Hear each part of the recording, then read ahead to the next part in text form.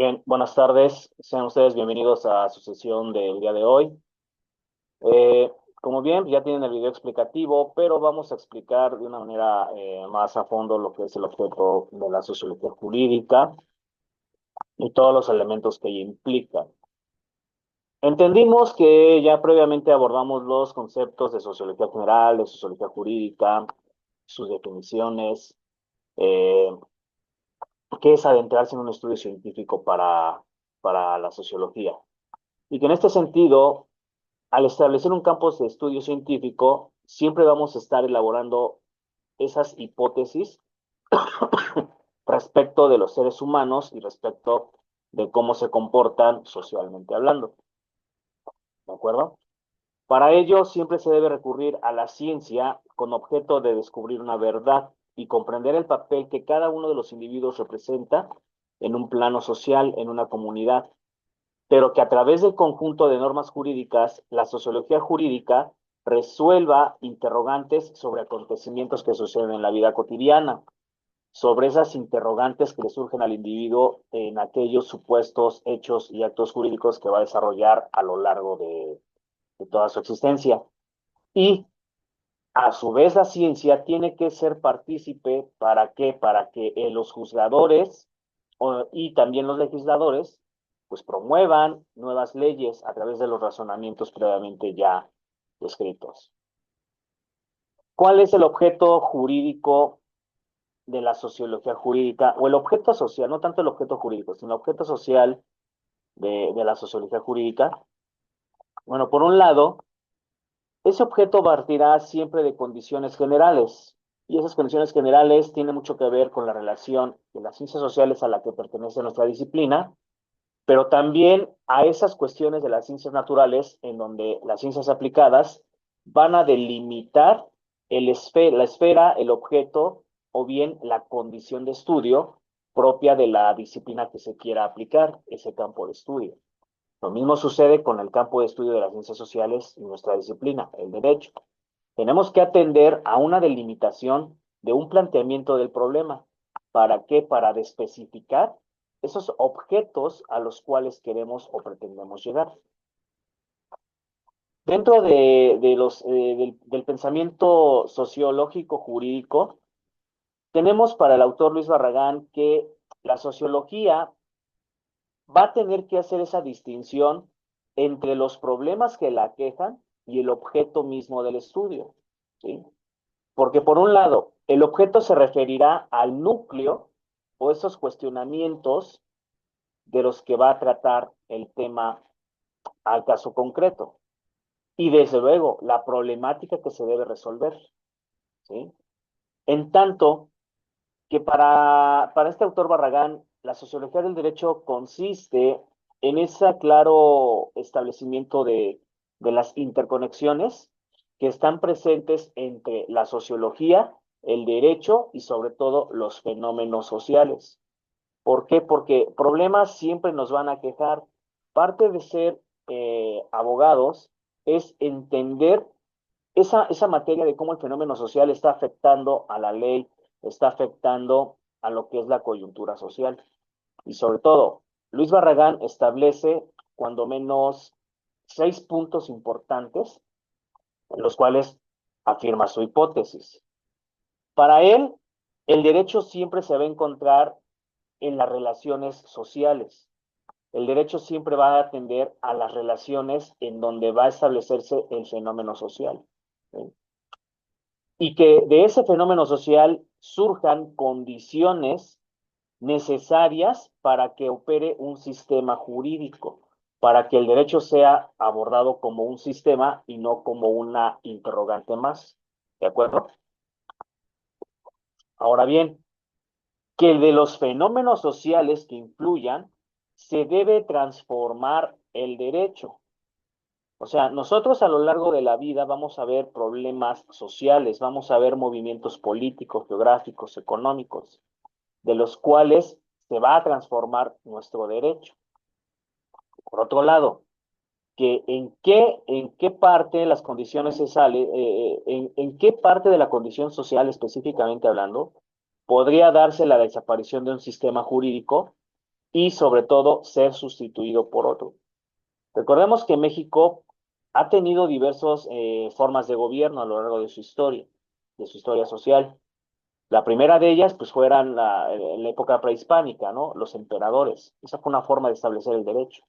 Subsecuentemente, con la colonia española, establecen una monarquía absoluta, una monarquía en donde el virrey, en el nombre del rey, ejecutaba todas las actuaciones de Estado.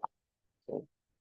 Que por otro lado, también establecemos hoy día con las guerras de reforma, con la Revolución Mexicana, la desaparición de ciertos gobiernos, pero la aparición de un nuevo sistema democrático, representativo y federal.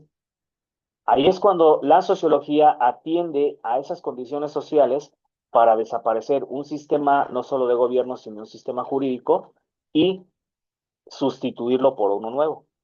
Hoy día México difícilmente sustituirá su sistema jurídico, dadas las condiciones en las que vivimos actualmente.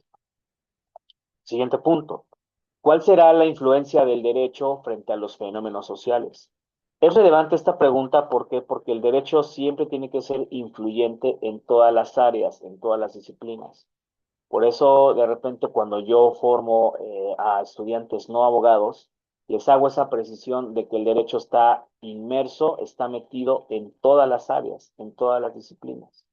Y sobre todo, el último punto sería establecer cuáles son esas leyes que rigen la evolución jurídica. O sea, aquí podemos hacer el planteamiento de las fuentes del derecho, ¿sí? Esas fuentes del derecho formales, reales e históricas que dan vida jurídica al sistema operativo y de leyes que hoy día nos rige como nación. Ahora bien, por otra parte, el objeto de la sociología desde el punto de vista del filósofo y sociólogo Luis Regacer Siches. Él en su obra Tratado General de Sociología considera que los temas que debe de ocupar la sociología deben centrarse en el estudio del derecho en representación de los procesos sociales como un producto. Recordemos que los procesos sociales emanan de los movimientos propios y en esta parte esos procesos sociales deberán entenderse como los cambios paradigmáticos de las nuevas modalidades en la sociedad. ¿Sí? En este punto, se debe realizar un examen sobre los efectos que el derecho ya ha producido anteriormente, pero las causas por las cuales la sociedad está inconforme con ese sistema jurídico. Y desde luego, encontrar estos elementos positivos sobre la configuración de una vida social, ¿sí? Y los negativos en caso de que sea un fracaso la inferencia del derecho, porque puede haber factores económicos, religiosos, políticos, geográficos, por los cuales el derecho no puede estar siendo eficaz, no puede estar siendo hasta cierto punto garante. Por eso la relevancia de estudiar a fondo el efecto social para que nosotros entendamos cómo la norma jurídica está afectando a esa colectividad. Por otra parte, que produciendo combinaciones de los efectos negativos y positivos, vamos a llevar a un conglomerado diversificado e imprevisto sobre las reacciones que pueda tener la norma jurídica vigente sobre ese recaimiento del sujeto de derecho. ¿Para qué? Para que en atención a esa corriente adversa, las normas vigentes puedan surtir mediante el proceso legislativo, puedan surtir reformas a través de la derogación o bien la sustitución de las propias normas como es la abrogación propia de la ley. En este sentido, recordemos que los códigos nacionales de procedimientos civiles y penales tuvieron esa serie de combinaciones diversas e imprevistas, pero que de acuerdo a las modalidades de los estatutos jurídicos, ya, perdón, ya no era vigente su operatividad. ¿Por qué? Porque los procesos eran más lentos, eran más engorrosos, eran más largos y sobre todo el factor corrupción hacía presa de ellos. Hoy día se busca que este tipo de códigos sinteticen los procedimientos. ahí puede estar un efecto de cómo el examen de los efectos del derecho necesita de esos aspectos negativos y positivos. ¿Para qué? Para que se contribuya a formar nuevas corrientes jurídicas, ¿sí?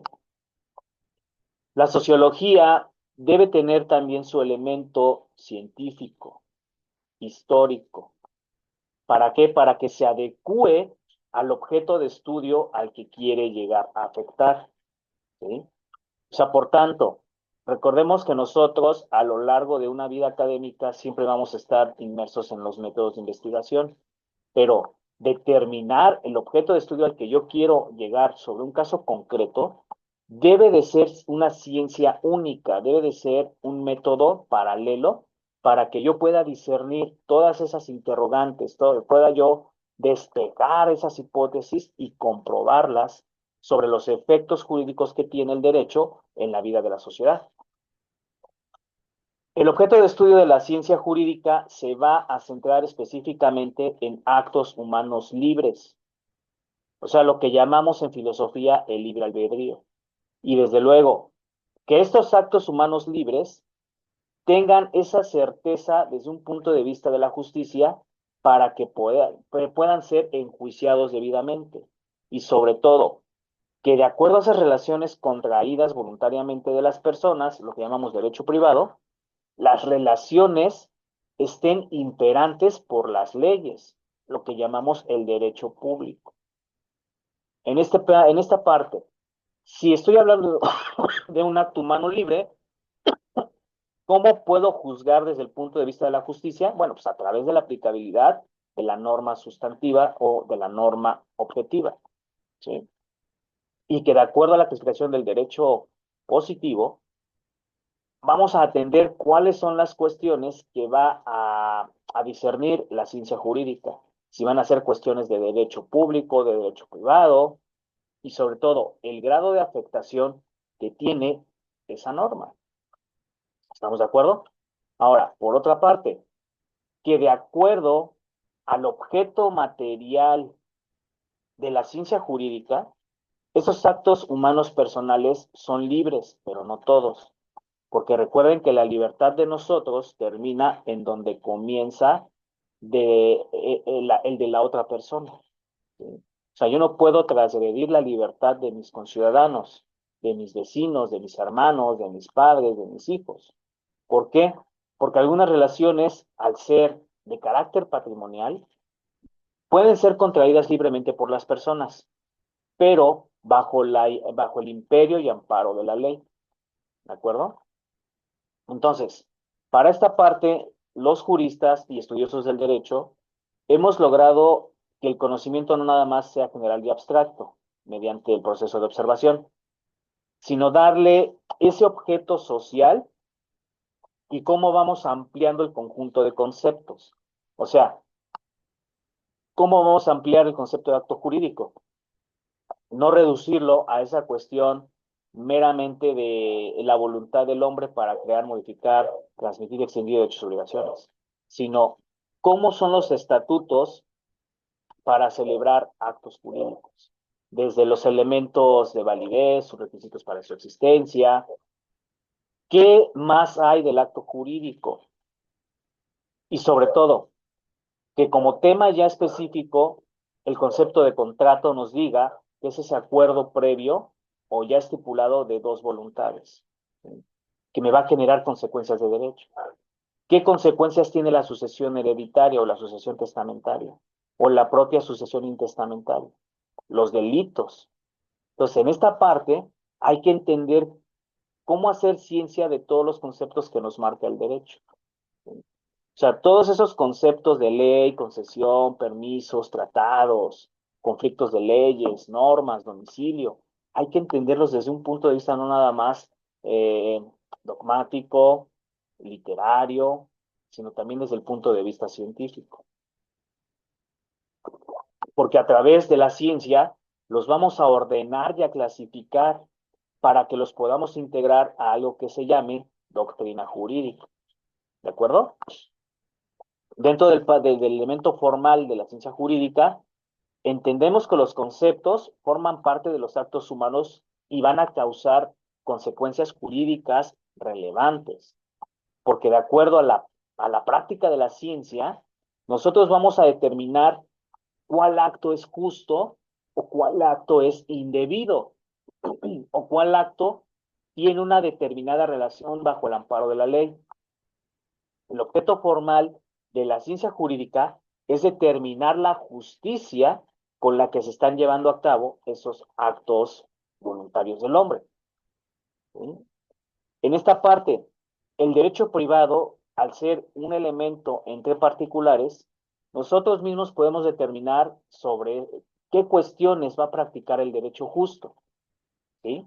Y que de acuerdo a los elementos de voluntad de esos actos, nosotros discernimos si es positivo continuarlo. Por eso, alguien que no practica un acto justo siempre va a causar daño a terceras personas. Es importante que nosotros seamos congruentes en cómo pensamos, en cómo actuamos y cómo decidimos. ¿Por qué? Porque esos elementos van a permitir establecer un mejor marco de justicia, ¿sí? No nada más desde el punto de vista jurídico, sino desde el punto de vista filosófico, ético, la moral, ¿vale? Ahora bien, el objeto formal siempre va a tener esa relación entre el derecho público y el derecho privado bajo el imperio de la ley, pero establecerá esas líneas por las cuales se deben pagar impuestos, por ejemplo. O sea, cómo debo respetar los reglamentos, las leyes y sobre todo evitar actos indebidos, como esta parte de la misma evasión de impuestos, como esta parte de dañar el ambiente, que hoy día tenemos estos climas tan extremos, porque es eso, dentro de la sociología, dentro de la ciencia del derecho y su relación, no nos podemos poner de acuerdo en qué parte estamos fallando como sociedad. Si por un lado las reglas del Estado no están siendo claras y por el otro el sistema jurídico no está aplicando debidamente esos estatutos para los cuales fue creado. Uh-huh. Por eso en las comunidades es importante tener colaboración entre las personas y la comunidad que habita esa parte. Para llegar a los métodos de investigación jurídica, nosotros nos tenemos que hacer valer por la doctrina, sí, pero también del conocimiento y análisis de esos actos volitivos, de esos actos de introspección en donde en qué estoy fallando. Y sobre todo, partiendo de esos conceptos, entender cómo operan las reglas y los juicios generales que conforman esas reglas. Porque nosotros en la sociedad somos muy dados a hacer juicios a priori, sin antes indagar, sin antes preguntar, ¿sí? O sea, nosotros damos por sentado muchas condiciones sin antes hacer ver y agotar los métodos de investigación. Ahora, de la mano se va a desprender el método hermenéutico, que para efectos de dogmática es ese método por el cual yo tengo la interpretación, la capacidad de interpretar textos sobre cualquier ciencia, sea ciencia pura, aplicada, social, complementaria.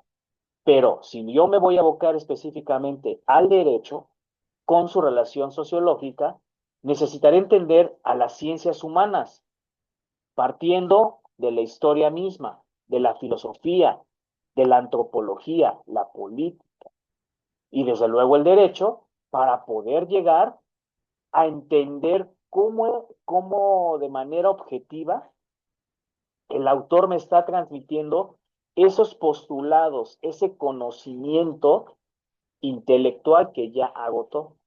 ¿Sí? Para ello se va a basar este método de cómo a través del elemento intelectual voy a atender ese arte de la escritura, ¿sí? O sea, ¿cómo voy a entender esa operatividad intelectual? Bueno, pues a través de la crítica externa.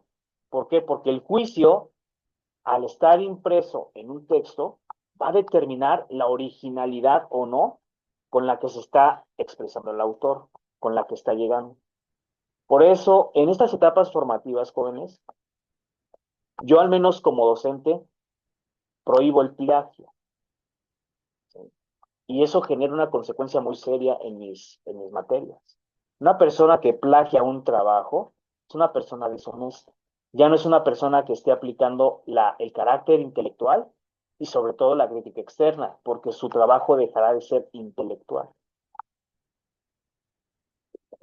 Podemos recurrir a la parafrasis, a las citas textuales, sí, pero desde la composición real de esa crítica externa, yo debo entender cómo el texto debe llegar a mi lector.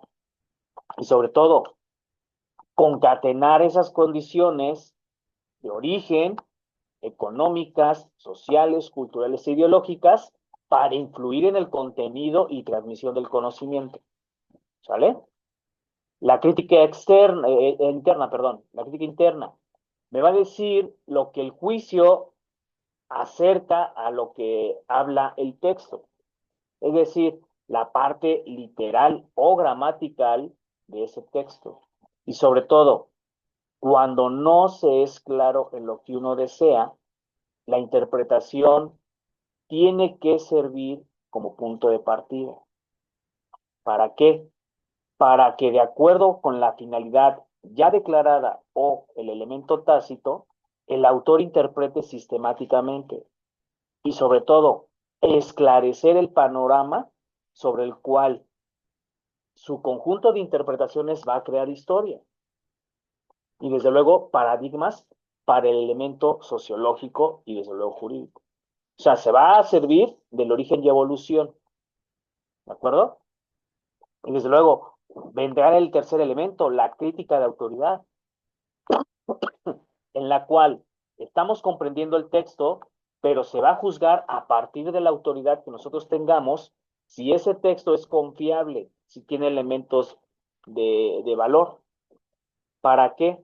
Para que la ciencia lo refiera como tal y sobre todo de veracidad de los hechos que está relatando ese texto interpretativo. Por eso los códigos, las leyes, son literales.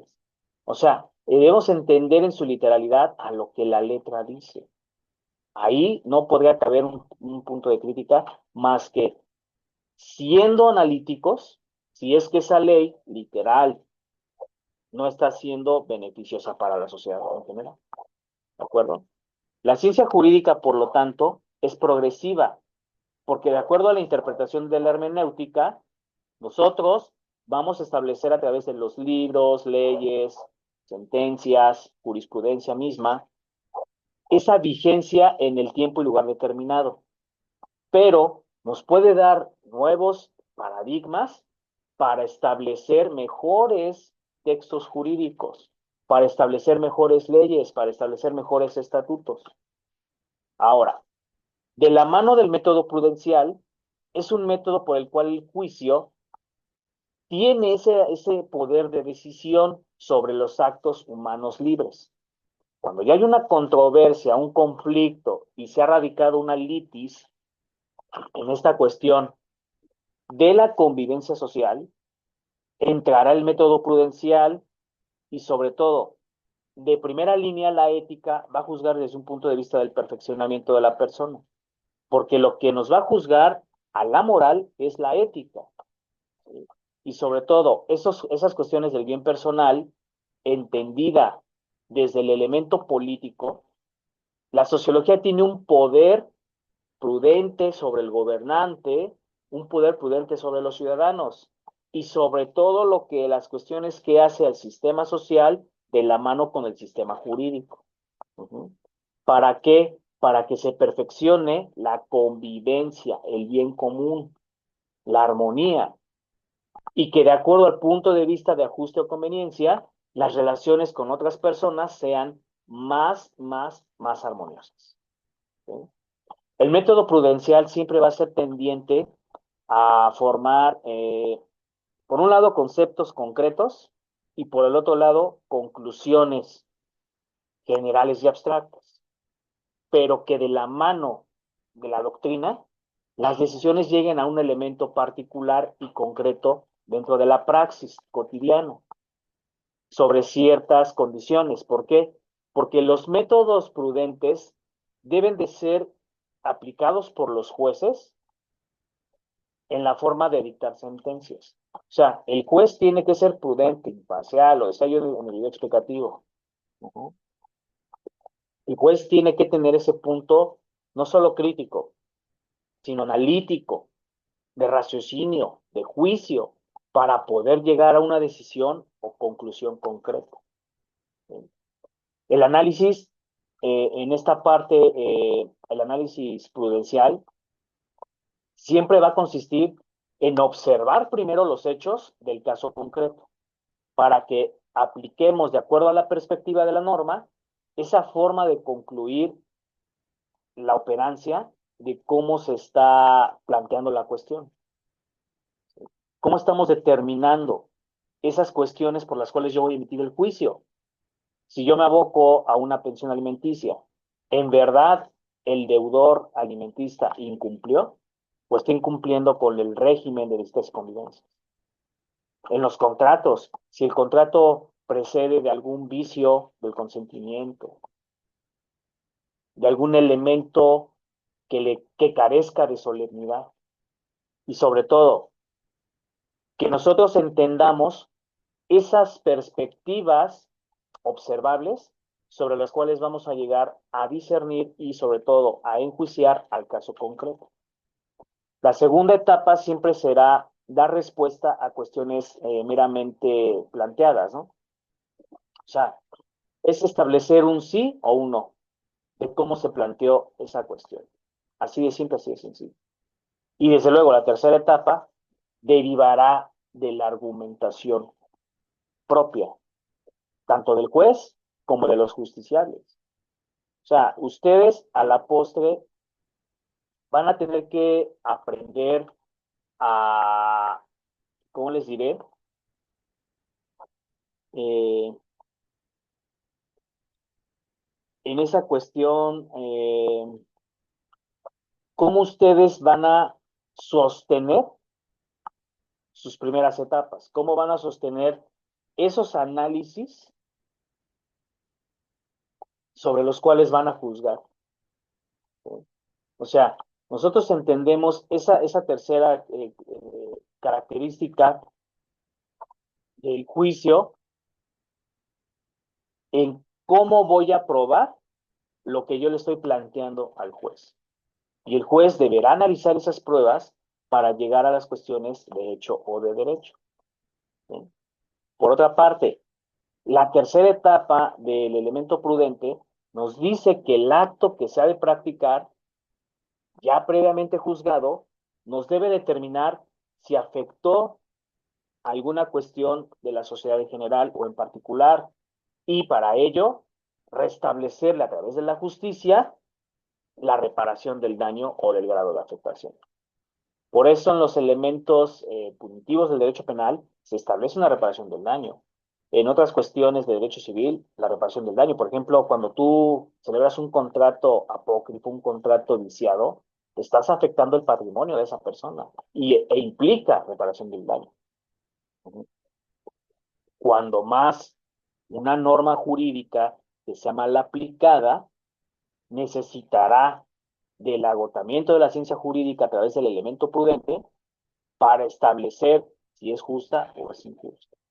Y sobre todo, si está atentando contra los derechos fundamentales de la sociedad. Recordemos que la ciencia jurídica es progresiva.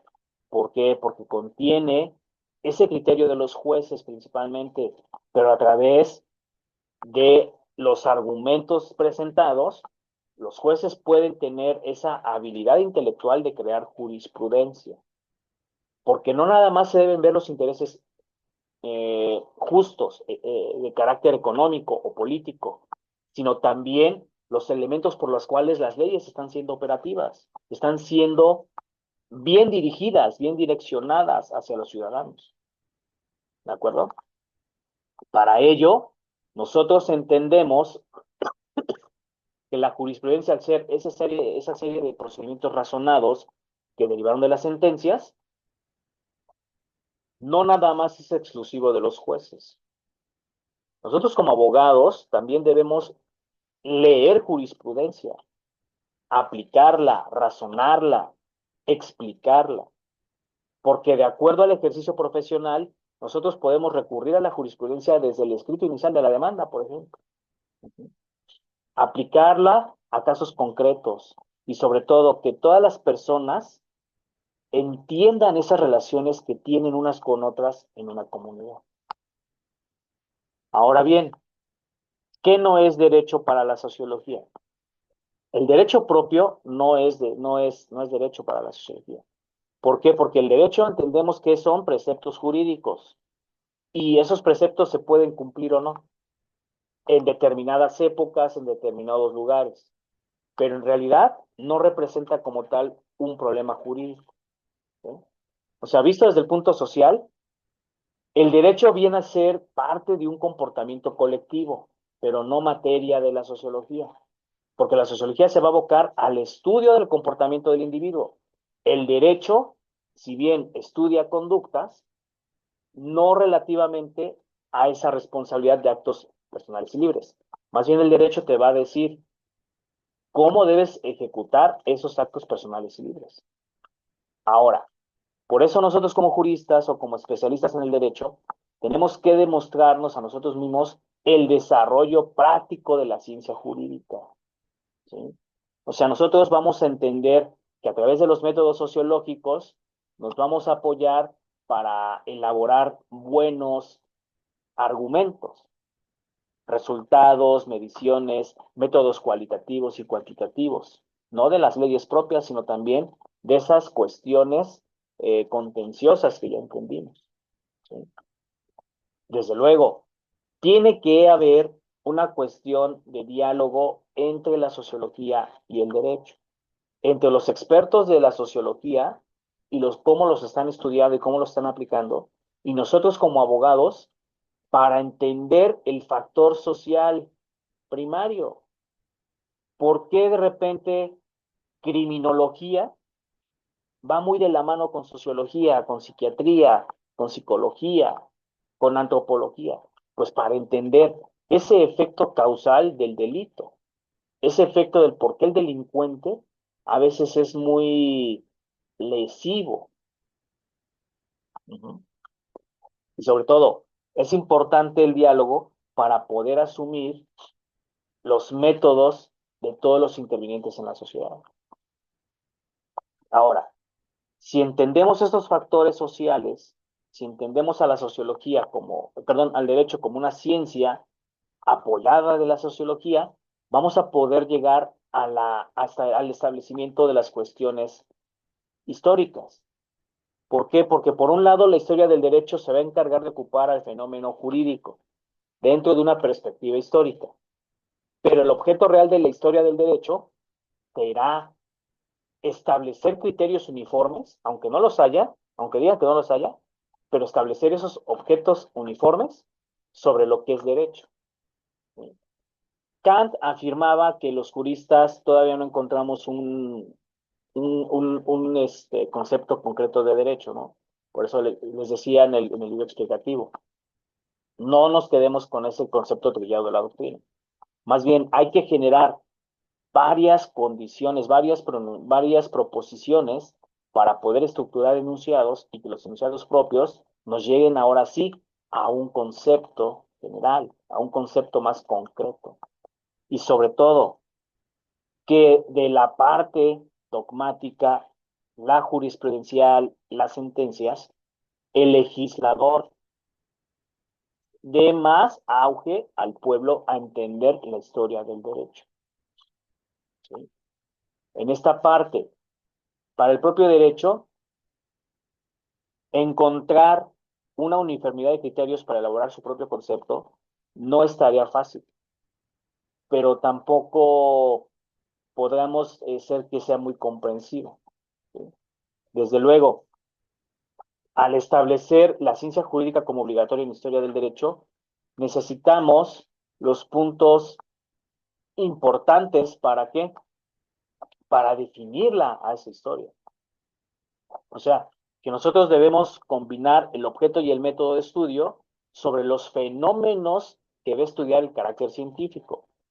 Y sobre todo, la manera en que el objeto va a llegar a la conclusión final para poder establecerse como historia y a su vez como derecho. ¿Sí? Que en esta parte, las ciencias, por un lado, en su mayoría son experimentales, sobre todo las ciencias exactas, pero que las ciencias sociales necesitan de experimentar algo, pero también que necesiten de ese conocimiento científico.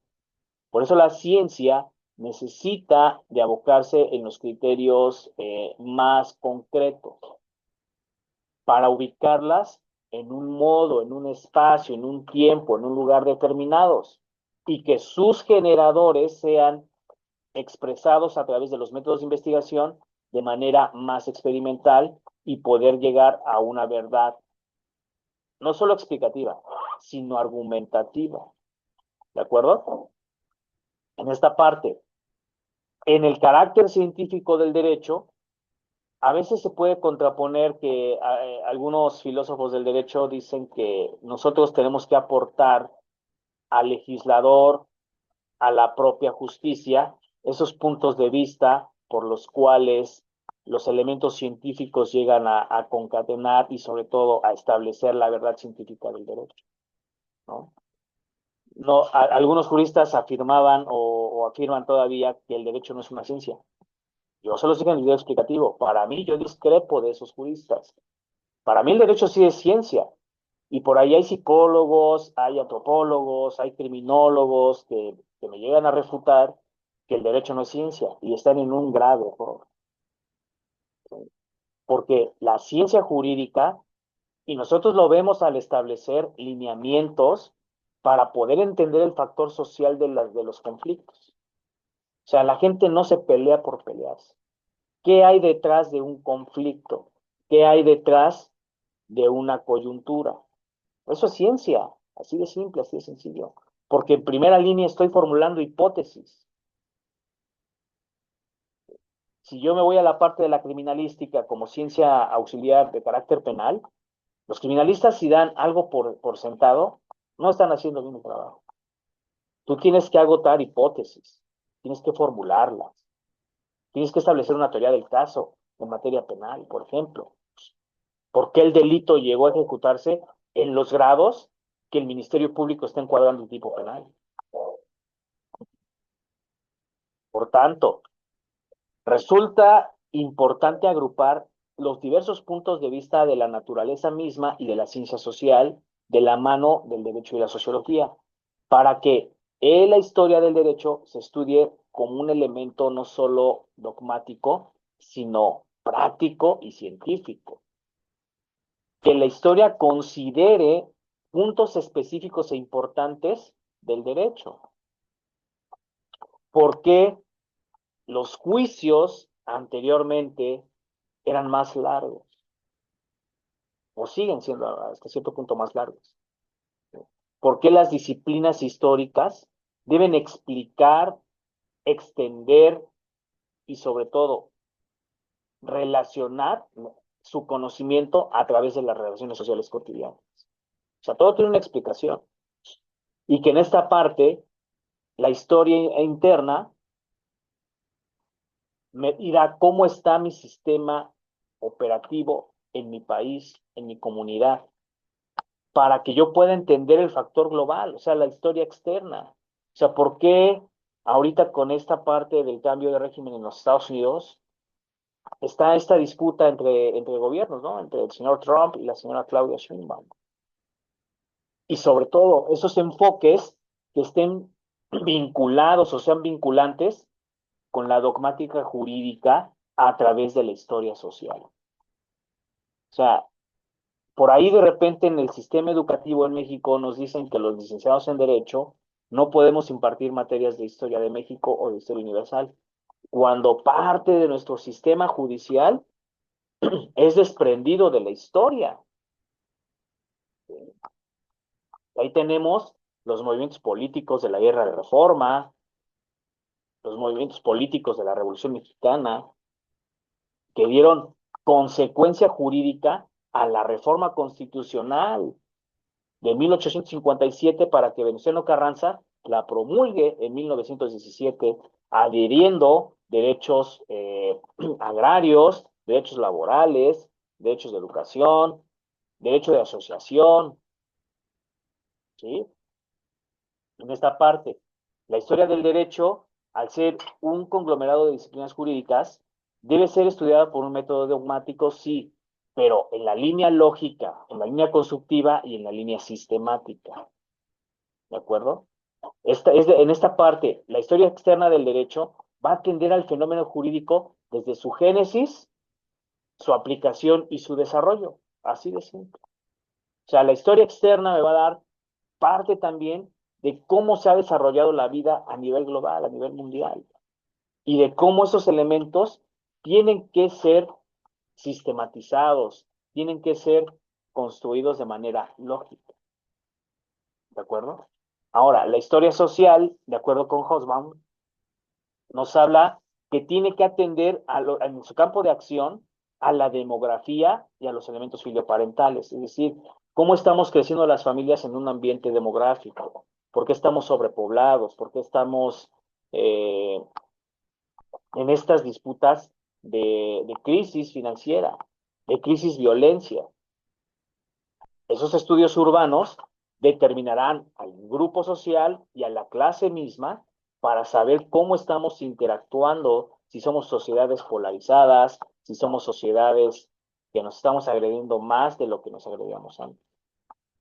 Ahora, que de acuerdo a las mentalidades, con la conciencia colectiva y la cultura en el sentido antropológico, demos transformación a la sociedad misma a través de la modernidad y de la mano de la industrialización, porque hoy día tenemos más elementos que nos facilitan la vida cotidiana, pero sin dejar de lado esas cuestiones coyunturales de carácter social y sobre todo a través de los movimientos y las protestas sociales. Por eso hoy día han ganado más terreno pueblos afromexicanos, comunidades indígenas, personas con discapacidad, para que gente de la comunidad misma, de la LGBTQI+, porque a través de estas transformaciones, de estas modalidades de la historia, están siendo sus derechos reconocidos en la propia Constitución política. Y estamos haciendo ciencia del derecho. Que esos fenómenos sociales signifiquen para el historiador lo que ya se hizo a partir del derecho, desde una perspectiva profesional, desde una perspectiva juiciosa, desde una perspectiva de las clases sociales y sobre todo de la historia de las mentalidades. ¿Qué tanto estamos cambiando la mentalidad? Que por otro lado, el impacto del movimiento social resulte quizá una fractura para el sistema legal a través de la rebelión, de las revoluciones, y pueda sentar nuevos precedentes y nuevos paradigmas jurídicos. ¿Sí? Entonces, en esta parte, el derecho tiene que ser eh, transformado y sobre todo reunido en una línea más estrecha, o sea, sin revoluciones. Que la transformación de la sociedad incluya todos los temas que tenemos por estudiar para establecer una buena historia social del derecho. ¿Sí? Por ahí échense una visita al canal judicial y van a encontrar mucho material del por qué la transformación de la sociedad implica lo que hasta ahora tenemos como institución jurídica. La propuesta hecha por Adomeit en la parte de las instancias del derecho nos habla de un derecho histórico, pero a su vez legislado, desde la perspectiva del jurista, desde la perspectiva judicial y desde luego desde la perspectiva popular del propio derecho. Es importante tomar en cuenta a la sociedad, sea o no sea experta en derecho o experta en leyes, para poder establecer esas condiciones de la historia del derecho. Desde luego, la sociología es un elemento que va a entender el campo causal del comportamiento de los individuos, pero el derecho establecerá ese campo causal de las normas. ¿Para qué? Para que nosotros como investigadores, ahora sí vamos a hablar de investigadores, nos podamos apoyar en la historia general, en la historia de México, la historia universal, pero en la propia historia del derecho y su factor social como objeto del conocimiento y del por qué es importante y relevante vincular al mundo exterior el derecho externo para el objeto de la historia interna y sobre todo la historia social. ¿Fijones? Bien, pues hasta aquí sería todo por el día de hoy. Les agradezco mucho su atención y bueno, quedo atento ahí a sus propuestas y comentarios dentro de la plataforma. Tengan un excelente domingo. Muchas gracias. Gracias igualmente, profe. Pásenla bien.